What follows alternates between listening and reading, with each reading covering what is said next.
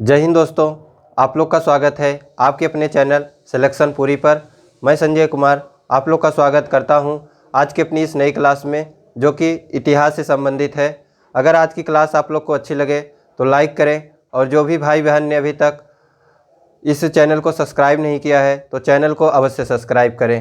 इस क्लास के पहले मैंने जो है तुगलक वंश में जो मोहम्मद बिन तुगलक और फिरोज तुगलक के बारे में बताया था, तो उसी को आज एक बार फिर से रिकॉल करते हुए आज खिलजी वंश के बारे में जो सैयद वंश है उसके बारे में पढ़ेंगे। तो तुगलक वंश की बात की जाए, तुगलक वंश की स्थापना 1320 ईस्वी में जो है गयासुद्दीन तुगलक करता है। यह जो है इसे जो उपाधि दी गई थी या जो इसकी उपाधि थी वह गाजी मलिक थी। इसका वास्तविक नाम गाजी मलिक था। इसकी उपाधि जो थी मलिक उल गाजी की उपाधि से यह जो है पद को धारण करता है।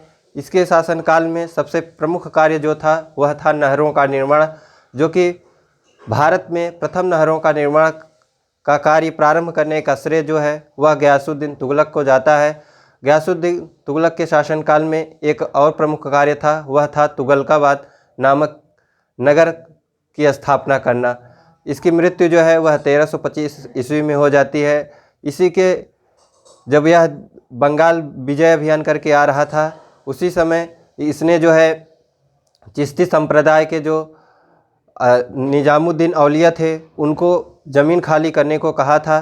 उसी के संदर्भ में जो है निजामुद्दीन औलिया ने कहा था कि पत्र लिखवा कर भेजा था कि हुजूर दिल्ली दूरस्थ, अर्थात दिल्ली अभी दूर है। इसकी मृत्यु 1325 ईस्वी में हो जाती है। इसके पश्चात जो गद्दी पर बैठता है इसका पुत्र बैठता है जिसका नाम गयासुद्दीन तुगलक था। यदि इसकी उपाधि की बात की जाए तो इसकी उपाधि जो थी वह जौना खां या जूना खां के उपाधि तथा उलू खां की भी उपाधि थी, इसे प्रदान की गई थी। इसे ने जो है सबसे प्रमुख कार्य जो इसके शासनकाल में हुए, जो कि हमारे एग्ज़ाम की दृष्टि से अति महत्वपूर्ण है, वह था कि इसके शासनकाल में दिल्ली की जो इसकी राजधानी थी तुगलक वंश की, इसको स्थानांतरित करने का प्रयास किया दिल्ली से देवगिरी। इसके पश्चात देवगिरी का नाम बदलकर दौलताबाद रख दिया। तो तुगलकाबाद नामक नगर की स्थापना गयासुद्दीन तुगलक करता है, जबकि दौलताबाद नगर की स्थापना जो है वह मोहम्मद बिन तुगलक करता है। इसने जो है दोआब क्षेत्र पे कर लगाए तथा इसके द्वारा जो थे मुद्राओं में जो कि चांदी का मुद्रा जो प्रचलित था उसकी कमी होने के कारण इसने जो है तांबा और कांसे की मुद्रा को प्रचलित किया तथा उसके मूल्य के बराबर कर दिया। इसके शासनकाल में दीवान अमीर कोही कृषि विभाग के लिए जो है एक नया विभाग स्थापित किया तथा इसके शासनकाल में और अन्य प्रमुख की बात की जाए तो इसके जो है दरबार में जो है इसने जो है कुआं खोदने तथा अदर प्रकार के जो इसके कार्य किए थे वह असफल हुए। इसको जो है पगला सुल्तान के भी नाम से भी जाना जाता है तथा रिक्त पिशाचू के नाम से भी जाना जाता है तथा यह जो है सनक भरी योजनाओं के कारण भी यह प्रसिद्ध था। इसके पश्चात इसकी मृत्यु की बात की जाए तो इसकी मृत्यु जो हो जाती है वह हो जाती है 1351 ईस्वी में। तो इसके अगर मोहम्मद बिन तुगलक के काल की बात की जाए, सबसे जो प्रमुख क्वेश्चन पूछता है वह 2-3 क्वेश्चन है। सबसे पहला है दीवान एक कोही विभाग की स्थापना किसने की थी, तो मोहम्मद बिन तुगलक ने। तथा क्वेश्चन पूछता है कि दिल्ली सल्तनत में वह कौन सा शासक था जिसने अपनी राजधानी को दिल्ली से देवगिरी स्थानांतरित की थी, तो इसका आंसर होगा मोहम्मद बिन तुगलक। और एक क्वेश्चन पूछता है कि देवगिरी का नाम परिवर्तित करके किस शासक ने दौलताबाद रख दिया था, तो इसका भी आंसर होगा जो है मोहम्मद बिन तुगलक। एक और क्वेश्चन पूछता है कि दोआब क्षेत्र में टैक्स किसने बढ़ा दिया था, तो इसका भी आंसर होगा मोहम्मद बिन तुगलक। इसके शासनकाल में जो है सबसे अधिक जो एक और क्वेश्चन पूछता है कि इसके शासन दरबार में कौन मोरक्को का यात्री आया था, तो इसका आंसर होगा इब्न बतूता। तो इब्न बतूता जो था वह मोहम्मद बिन तुगलक के शासनकाल में आता है। इसने जो है अपनी पुस्तक रेहला में जो है मोहम्मद बिन तुगलक के काल की घटनाओं का वर्णन करता है। इसके पश्चात इसकी मृत्यु जो है वह 1351 ईस्वी में हो जाती है। इसके पश्चात जो इस शासक बनता है तुगलक वंश का, वह बनता है फिरोज तुगलक, जो कि गयासुद्दीन तुगलक के भाई जो रजब थे, यानी मोहम्मद बिन तुगलक के चाचा रजब का पुत्र था। इसने के शासनकाल में सबसे प्रमुख कार्य की बात की जाए, या जो हमारे एग्जाम की दृष्टि से अति महत्वपूर्ण है, वह यह है कि सबसे पहले जो है ब्राह्मणों पर कर लगाने का श्रेय जो है वह फिरोज खिलजी को जाता है। इसने एक नया विभाग मतलब नए कर को प्रारंभ किया, जो था वह सिंचाई कर, जो कि कुल जो पैदावार था उसका 1/10 वसूलता था। इसने सभी 24 प्रकार के करों को समाप्त करके सिर्फ 4 प्रकार के कर लागू किए थे। इसके शासनकाल में 3 प्रमुख विभाग की स्थापना की गई, जो था दीवान खैरात, दीवान बंदगान तथा दीवान इंतहाक। दीवान खैरात था जो महिला मुस्लिम महिला हुआ करती थी, गरीब, अनाथ तथा विधवा जो महिला हुआ करती थी, उनकी सहायता के लिए यह विभाग था। दीवान बंदगान जो था वह दासों की सहायता के लिए हुआ करता था। यदि दिल्ली सल्तनत में बात की जाए, सबसे अधिक किसके शासनकाल में दास थे या किसके सबसे अधिक दास थे, तो वह फिरोज के होंगे। इसके पश्चात जो एक और विभाग था दीवान इंतहाक, वह पेंशन विभाग से संबंधित था। इसके शासनकाल में एक और प्रमुख कार्य था कि गरीबों के लिए इसने जो है अस्पताल बनवाए, तथा इसने जो है अनेक अच्छे काम किए, जिसके कारण इसे दिल्ली सल्तनत का अकबर के नाम से जाना जाता है। तो इसके अगर शासनकाल की बात की जाए, सबसे अधिक जो क्वेश्चन पूछे जाएंगे वह यह पूछे जाएंगे कि दिल्ली सल्तनत का अकबर किसे कहा जाता है, तो फिरोज तुगलक को। यदि क्वेश्चन पूछे कि इसने जो है 4 नगर, इसने 300 नगरों को बसवाया था अपने शासनकाल में, जिसमें अगर बात की जाए सबसे प्रमुख कौन थे, तो जौनपुर जो कि उत्तर प्रदेश में पड़ता है, तथा इसने फिरोजाबाद तथा फिरोजपुर का भी जो है स्थापना इसने की थी। तो जौनपुर, फिरोजाबाद, फिरोजपुर की स्थापना जो थी वह फिरोज तुगलक करता है। फिरोज शाह तुगलक अपनी आत्मकथा फतुहात-ए-फिरोज शाही की रचना करता है। यह दिल्ली सल्तनत में आत्मकथा लिखने वाला प्रथम शासक था जिसने अपनी आत्मकथा लिखी। इसकी आत्मकथा थी फतुहात-ए-फिरोज शाही। यदि इसके पहले जो शासक थे वो मोहम्मद बिन तुगलक की बात की जाए, 1-2 और फैक्ट की, तो इसके शासनकाल में जो है 1336 ईस्वी में हरिहर और बुक्का नामक 2 भाइयों ने जो है विजयनगर साम्राज्य की स्थापना की, तथा अहमद शाह जो था उसने जो है अहमद शाह जो था वह बहमनी साम्राज्य की स्थापना 1347 ईस्वी में कर लेता है। इसकी जो मोहम्मद बिन तुगलक था उसकी मृत्यु पर जो है बदायूं लिखता है कि उसकी मृत्यु से जो है उसको जनता से मुक्ति मिल गई, तथा जनता को जो है मोहम्मद बिन तुगलक से मुक्ति मिल गई। 1388 में फिरोज तुगलक की भी मृत्यु हो जाती है। इसके पश्चात कोई मजबूत शासक नहीं बनता है। जो सुल्तान महमूद तथा नसरुद्दीन महमूद थे, वो नसरुद्दीन महमूद तथा सुल्तान महमूद 1394 से लेकर 1414 तक शासन करते हैं। लेकिन इसी समय जो है अमीर जो थे और जो विद्रोही थे उनका सामना यह नहीं कर पाता है उनके आक्रमण से, और इसी समय जो है था तैमूर का आक्रमण हो जाता है, जिससे कि यह इस वंश की जो है पराजय हो जाती है तथा यह वंश समाप्त हो जाता है। इसके पश्चात जो वंश की स्थापना होती है वह है सैयद वंश। यदि इसकी शासनकाल की बात की जाए सैयद वंश की, तो इसका जो शासन है वह 1414 से लेके 1451 ईस्वी तक है। इसकी स्थापना की बात की जाए तो इसकी स्थापना खिज्र खां जो है करता है 1414 ईस्वी में। इसने जो है इसके शासन काल जो था वह बहुत महत्वपूर्ण नहीं था और ना ही कोई अत्यधिक अच्छे काम किए। यह सिर्फ 6 वर्षों तक जो है शासन करता है। लगभग 1414 से लेकर 1421 तक लगभग 6 से 7 वर्षों तक शासन करता है। इसने जो है दिल्ली सल्तनत के काल में जो है शासन करने वाला एकमात्र जो था यह शिया वंश का था। तो शिया वंश का यह एकमात्र शासक था जो दिल्ली सल्तनत पे शासन किया। वह था सैयद वंश का प्रथम शासक खिज्र खां, जो कि शिया वंश का यह शासक था। इसने जो है सुल्तान की पदवी नहीं धारण की, इसने जो है रैयत ए आला की उपाधि धारण की। इसके पश्चात इसकी मृत्यु जो है वह 1421 ईस्वी में हो जाती है।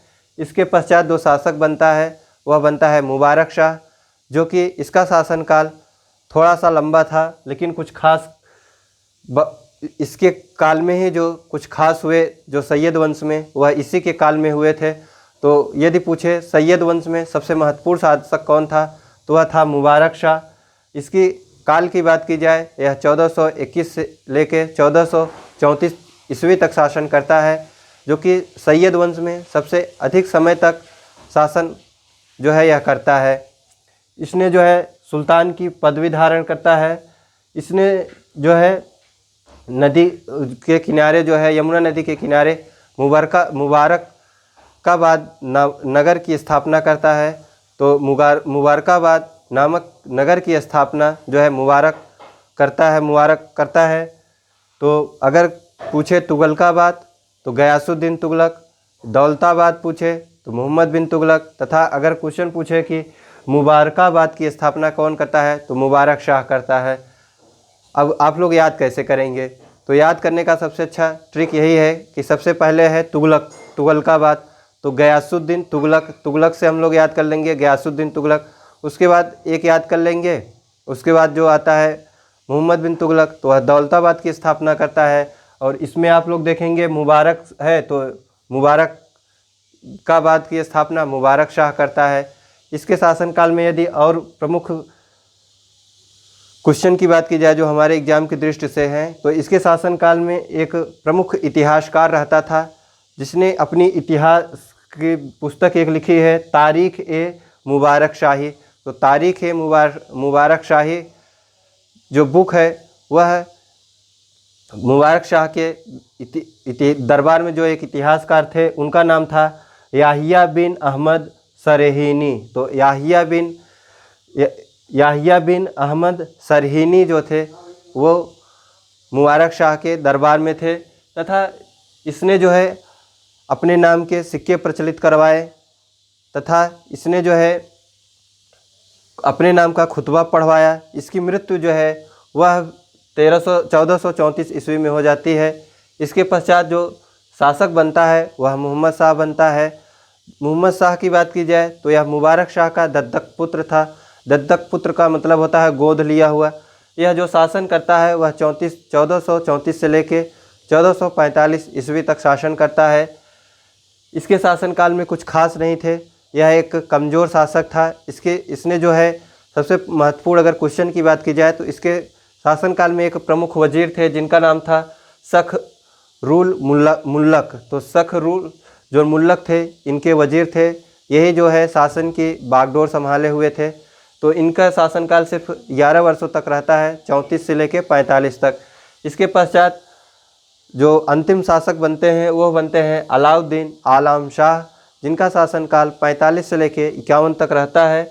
आलम शाह के इसने अलाउद्दीन जो थे यह आलम शाह की उपाधि धारण की थी।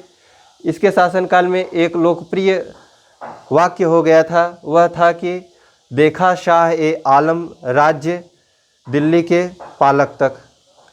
यह सैयद वंश का अंतिम शासक था। तो सैयद वंश का अंतिम शासक यदि पूछे तो अलाउद्दीन आलम शाह था। आलम शाह इसकी उपाधि थी। इसका शासनकाल 1445 से लेकर 1451 ईस्वी तक है। यदि पूछे सैयद वंश का स्थापक कौन है तो खिज्र खां है। और यदि पूछे सैयद वंश का सबसे लोकप्रिय या सबसे महत्वपूर्ण शासक कौन हुआ या सबसे शक्तिशाली शासक कौन हुआ, तो इसका आंसर होगा मुबारक शाह। यदि पूछे सैयद वंश में ऐसा कौन सा शासक था जो दत्तक पुत्र के रूप में उसके पश्चात जो है शासक बनता है, तो वह है मोहम्मद शाह। यदि मोहम्मद शाह की शासनकाल की बात की जाए तो 1434 से लेकर 1445 ईस्वी तक है। तो आइए अब हम जो आप लोग को बताए, अगर कोई फैक्ट इस सैयद वंश से छूट गया होगा जो कि हमारे एग्ज़ाम की दृष्टि से अति महत्वपूर्ण होंगे, तो उसे जो है एक जो मैंने पीछे बोर्ड लगा है इसमें लिखे हैं, आइए एक बार उसको देख लेते हैं, जिससे कि हमारे एग्ज़ाम में जो भी क्वेश्चन आए या जो भी सैयद वंश से क्वेश्चन आता है वह छूटने ना पाए। तो आइए शुरू करते हैं। तो सबसे पहले है सैयद वंश, जिसकी स्थापना 1414 से लेकर 1414 ईस्वी में होती है, जिसके संस्थापक खिज्र खां हैं। यदि सैयद वंश की बात की जाए तो सैयद वंश 1414 से लेकर 1451 तक जो है इसका शासन काल रहता है सैयद वंश का। यदि बात की जाए इसके संस्थापक तो मैंने बताया खिज्र खां है, जिसका शासन काल 1414 से लेकर 1451 ईस्वी तक है। यह सैयद वंश, अब आइए हम लोग जो फैक्ट लिखे हैं देख लेते हैं। तो यह सैयद वंश का जो है संस्थापक खिज्र खां था। तो सैयद वंश का संस्थापक मैंने आपको पहले ही बताया कि खिज्र खां था। दिल्ली सल्तनत काल में शासन करने वाला यह एकमात्र शिया वंश का था। तो दिल्ली सल्तनत में शिया वंश का जो शासक था यह प्रथम तथा एकमात्र शासक था, जिसका नाम खिज्र खां था। इसने जो है सुल्तान की पदवी नहीं धारण की थी, इसके स्थान पे जो है इसने रैयत ए आला की उपाधि धारण की। तो रैयत ए आला की उपाधि धारण करने वाला जो व्यक्ति था वह खिज्र खां था, जो कि सैयद वंश से जो है संबंधित था। इसकी मृत्यु जो है 20 मई 1421 ईस्वी को हो जाती है। तो इसकी मृत्यु जो है वह 14 मई 1421 ईस्वी को जो है हो जाती है। इसके पश्चात जो शासक बनता है खिज्र खां का पुत्र, जो कि उसका नाम था मुबारक शाह, जो कि चचेरा पुत्र था, सगा पुत्र नहीं था। इसने जो है मुबारक शाह के नाम से दिल्ली का सुल्तान बना। तो इसकी उपाधि जो थी वह मुबारक खां की थी। यह जो है जब शासक बनता है तो इसने शासन बनते वक्त जो नाम था इसका मुबारक खां, मुबारक शाह के नाम से यह दिल्ली की गद्दी पर बैठता है। यह सैयद वंश का सबसे महान शासक था। तो मैंने आपको पहले ही बताया कि सैयद वंश का जो सबसे महत्वपूर्ण या सबसे शक्तिशाली शासक था वह था मुबारक शाह। यमुना नदी के किनारे जो है 1433 ईस्वी में मुबारकाबाद नामक नगर बसाया। तो मुबारकाबाद जो नामक नगर है उसे बसाने का श्रेय जो है वह मुबारक शाह को है। तथा यदि पूछे तुगलक वंश में जो था वह तुगलकाबाद नगर की स्थापना जो था वह गयासुद्दीन तुगलक तथा दौलताबाद नगर की स्थापना जो था वह मोहम्मद बिन तुगलक करता है। इसके दरबार में जो है एक प्रमुख इतिहासकार, जो विख्यात इतिहासकार थे वो थे याहिया बिन अहमद सरहिंदी। तो याहिया बिन अहमद सरहिंदी जो थे वह एक विख्यात इतिहासकार थे। उनकी जो पुस्तक है तारीख़ ए मुबारक शाही, उसी से जो है इनके शासनकाल के घटना के बारे में जो है पता चलता है। तो तारीख़ ए मुबारक शाही की जो पुस्तक है उसी से जो है मुबारक शाह के शासनकाल की घटनाओं के बारे में वर्णन किया गया है। और इनके दरबार में जो प्रमुख इतिहासकार थे उनका नाम था याहिया बिन अहमद सरहिंदी। इसने जो है शाह की उपाधि धारण की थी। तो जब इसने शासन प्रारंभ किया था तब शाह की उपाधि नहीं धारण की थी, लेकिन उसके पश्चात जब इसने शासन करना प्रारंभ कर दिया उसके कुछ वर्षों के बाद जो है इसने एक उपाधि धारण की थी जिसका नाम था शाह। तो शाह की उपाधि धारण करने वाला सैयद वंश का शासक जो था वह था मुबारक शाह। इसने अपने नाम का खुतबा पढ़वाया। तो अपने नाम का दिल्ली सल्तनत में यह प्रथम सैयद वंश का यह प्रथम शासक था जिसने अपने नाम का खुतबा पढ़वाया, अपने नाम के सिक्के प्रचलित करवाए।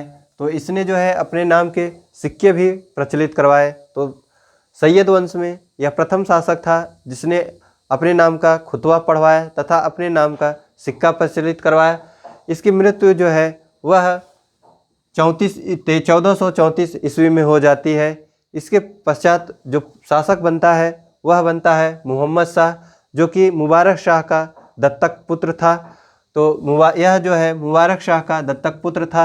यह 1434 से लेकर 1445 ईस्वी तक शासक बना रहता है। यह काफ़ी कमज़ोर शासक था। इसमें जो प्रमुख क्वेश्चन पूछेगा हमारी एग्जाम की दृष्टि हम लोग की, वह है कि इसके शासनकाल का प्रमुख वजीर कौन था, या पूछे मोहम्मद शाह ने किसे अपना वजीर बनाया था, तो वह था सखरुल मुल्क। तो सखरुल मुल्क जो था वह इसका वजीर था। तो पूछेगा क्वेश्चन मोहम्मद शाह का वजीर कौन था, तो वह होगा सखरुल मुल्क जो था यह इसका वजीर था। इसने जो है इसको एक उपाधि दी थी, उस खान ए जहां। तो खान ए जहां की उपाधि सखरुल मुल्क को दिया था। वह किसने दिया था? मोहम्मद शाह ने। तो मोहम्मद शाह के द्वारा सखरुल मुल्क को जो है खान ए जहां की उपाधि दी जाती है। इसकी मृत्यु जो है वह 1445 ईस्वी में हो जाती है। तो मोहम्मद शाह की मृत्यु 1445 ईस्वी में हो जाती है। इसके पश्चात जो शासक बनता है वह बनता है अलाउद्दीन आलम शाह, जो कि 1445 से लेकर 1451 ईस्वी तक शासक बना रहता है। तो आलम शाह की उपाधि धारण करके जो है यह शासक बनता है। तो अलाउद्दीन जो है आलम शाह की उपाधि धारण करके शासक बनता है 1445 ईस्वी में। इसके शासनकाल में एक लोकप्रिय हो गई, वह मतलब एक कथन था, वह लोकप्रिय हो गई, जो था देखा शाह ए आलम का राज्य दिल्ली के पालक तक। तो यह क्वेश्चन पूछेगा किसके शासनकाल में एक वाक्य या एक कथन जो है लोकप्रिय हो गया था, वह था देखा शाह ए आलम का राज्य दिल्ली के पालक तक। इसके शासनकाल में ही जो है सैयद जो लोदी था वह हावी हो जाता है, या लोदी वंश जो है हावी हो जाता है, जिससे इसकी मृत्यु या इसको हटा के जो है वह गद्दी पे बैठ जाता है लोदी वंश के नाम से। तो लोदी वंश हम लोग कल पढ़ेंगे। इसकी मृत्यु की बात की जाए तो इसकी मृत्यु जो है आगे हो जाती है। यह सैयद वंश का अंतिम शासक था। तो सैयद वंश का अंतिम शासक जो था वह अलाउद्दीन आलम शाह था। इसके पश्चात जो शासक बनता है वह बनता है बहलोल लोदी, जो कि लोदी वंश का संस्थापक था। तो लोदी वंश का संस्थापक बहलोल लोदी है। लोदी वंश की बात की जाए तो यह 1451 से लेके 1526 ईस्वी तक रहता है, जिसे हम लोग कल पढ़ेंगे। तो अब अगली क्लास में हम लोग लोदी वंश के बारे में पढ़ेंगे। फिर उसके पश्चात विजयनगर, बहमनी साम्राज्य तथा जो स्वतंत्र राज्य हुए थे उसके बारे में पढ़ेंगे। तो आज की क्लास अगर आप लोग को अच्छी लगी हो तो लाइक करें, और अगर आप लोगों ने अभी तक इस चैनल को सब्सक्राइब नहीं किया है तो चैनल को अवश्य सब्सक्राइब करें तथा अपने मित्रों को भी शेयर करें। जय हिंद, जय भारत।